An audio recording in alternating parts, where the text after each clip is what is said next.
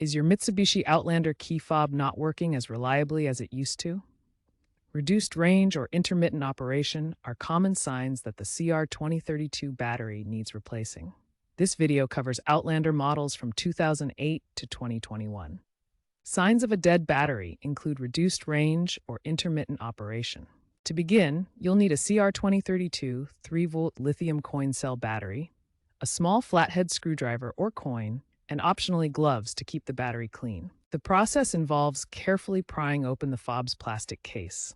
Insert the screwdriver into the notch, usually located on the side or bottom of the fob, and gently twist to separate the halves. Avoid excessive force to prevent damage. Once open, you'll see the battery.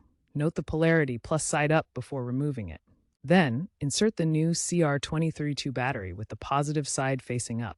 With the new battery in place, carefully align the fob's two halves and snap them back together. Ensure the case is tightly sealed to prevent moisture damage. Test the fob to confirm it's working correctly. No reprogramming is typically needed. Keep in mind that the 2008-2021 Outlander key fobs use this standard process. Newer Outlander models, especially PHEVs from 2022 onwards, may have different keyless systems. While physical key fobs are becoming less common due to smartphone integration and advanced keyless entry, this DIY replacement remains relevant for these Outlander years. Remember to recycle your old battery responsibly.